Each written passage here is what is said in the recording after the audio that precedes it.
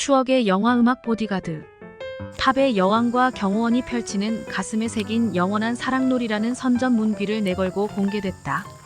1992년 전세계 영화계를 강타한 휘트니 휴스턴 케빈 코스트너 주연의 보디가드는 할리우드에서 한때 금기시했던 흑 백간의 러브스토리를 꾸몄다는 점과 영화 주제곡 중 I Will Always Love You가 빌보드 역사상 최초로 싱글 차트 14주 연속 1위를 차지했다는 것으로 단연 주목을 받았던 작품이다. 1910년대만 해도 할리우드 영화계에서 흑인들의 존재는 잡상인, 도둑, 불량배 등 못된 역을 도맡아 해야 하는 천시의 대상이었다. 타잔 시리즈나 바람과 함께 사라지다 등을 통해 알려진 흑인들의 이미지는 그래서 남의 물건을 노리는 흉악범이나 하인 외에는 없었다.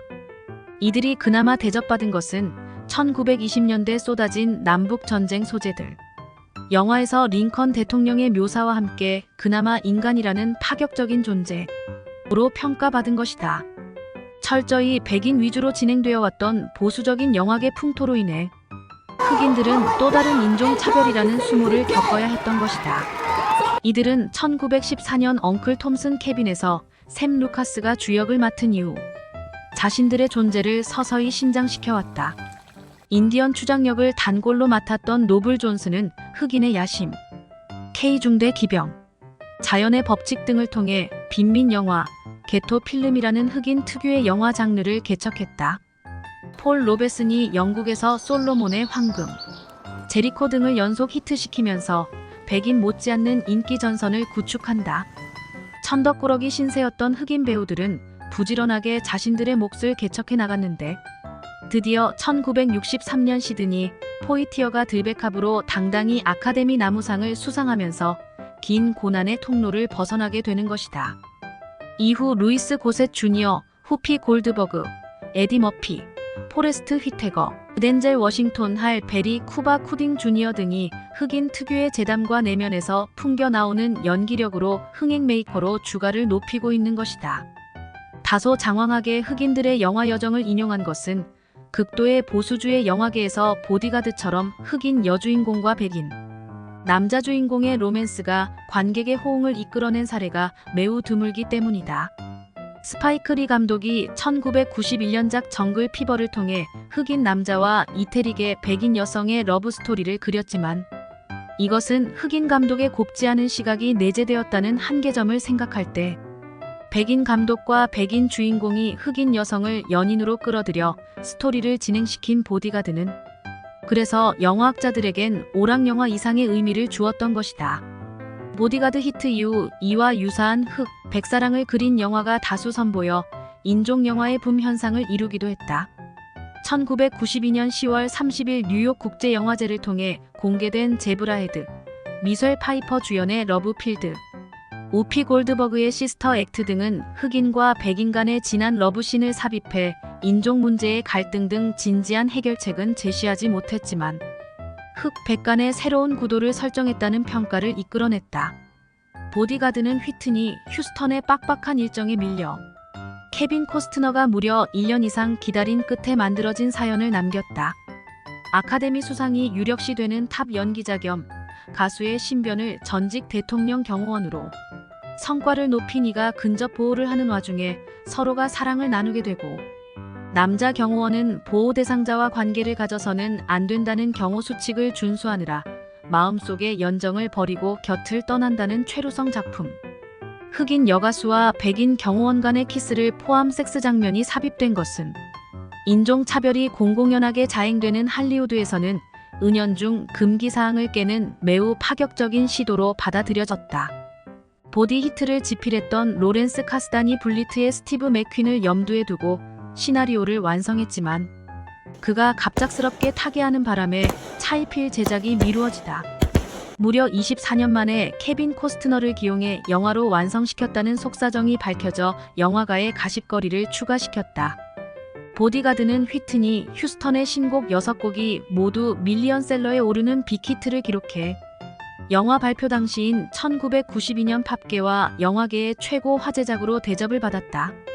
이들 곡 외에 적과의 동침 사운드 트랙을 담당했던 색소폰 주자 케니지와 리사 스탠스필드 등 1급 음악인의 연주 솜씨와 목소리도 담겨있다. I Will Always Love You는 가슴 큰 컨트리 여가수 달리 파튼이 1982년 7월 발표해 빌보드 인기 차트에서 겨우 53위에 그쳐 잊혀진 노래가 됐던 곡을 휘트니 휴스턴이 고성을 가미해 멋지게 편곡해 빌보드 역사상 최초로 14주 동안 1위에 오르는 밀리언셀러로 탈바꿈시켰다. 이런 시도는 국내 가요계에서도 영향을 끼쳐 대학가요제에 출품됐던 여진이라는 가수가 발표했던 그리움만 쌓이네를 1995년 들어와 노영심이 다시 불러 히트시켜 일부 가수들은 숨겨진 노래를 발굴해 자기 스타일로 재차 부르는 붐이 일기도 했다. 오리지널 곡도 달리 파튼이 버트 레이놀즈와 컴비로 출연했던 베스트 리틀 호어하우스 인 텍사스 주제가로 쓰였던 곡으로 밝혀져 이래저래 영화와 인연이 깊은 곡으로 거론이 됐다. 퀸 오브 더 나이트는 가수로 출연한 휘트니 휴스턴이 라이브 무대에 올라 열창을 해주며 불러주는 곡 I am every woman은 종속관계로 임무에 충실해야 하는 경호원과 신변보호 요청자 간의 서서히 연정이 싹트면서 금기시된 관계로 치닫는 과정을 드러내주는 곡 휘트니 휴스턴이 악을 쓰는 듯한 샤우트 창법으로 열창하는 모습이 곳곳에 담겨있는 노래다. 리사 스탠스필드의 섬데이와 커티스 스타이거스의 피스 러브 언더스탠딩 등은 점점 뜨거운 사이로 치닫게 되는 가수 휘트니 휴스턴과 경호원 케빈 코스트너의 처지를 드러내주는 노래로 쓰이고 있다.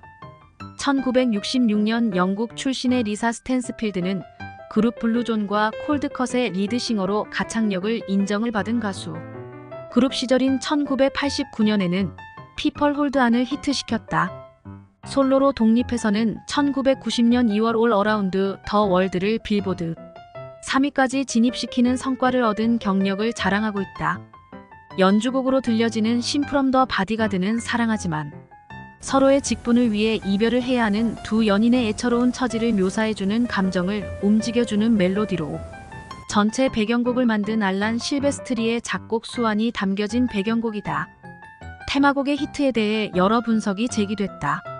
뉴스위크는 1993년 2월 3일자를 통해 과거의 히트곡은 클라이막스에 도달하면 강한 음이 일시에 폭발할 듯 쏟아져 내렸다. 이래서 대부분의 곡은 절정에 오르면 이유는 내리막길이었다. 하지만 휴스턴의 곡은 시작부터 클라이막스로 내달아 이 음폭이 한없이 계속된다. 즉, 시종일관 클라이막스가 지속되는 것이다. 이것은 바로 강력한 쾌감을 계속 요구하는 요즘 세대들의 음악 선호도가 이 곡의 히트 요인을 낳은 것이다라고 분석했다.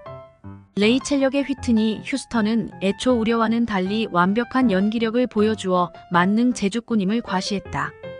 그녀는 1985년 19세의 나이로 팝계에 진출. 그동안 Saving All My Love For You, How Will I Know, The Greatest Love of All 등 숱한 히트곡을 탄생시킨 팝계의 진주. 1985년 뉴욕에서 개최된 그녀의 가수 데뷔 콘서트에 대해 뉴욕 포스트지는 관객들은 정신없이 휘몰아쳐가는 박력있는 매너와 샘솟는 듯한 열정적인 가창력은 대형 가수의 탄생을 예고하고 있다고 진단했다. 이 찬사를 들은 지 만 8년 만에 휴스턴은 명실상부한 대스타로 떠올랐다. 1996년에는 또다시 음악과 주연을 맡은 사랑을 기다리며를 발표해 여타 여가수의 추종을 불허하는 인기 여세를 재차 몰아왔다.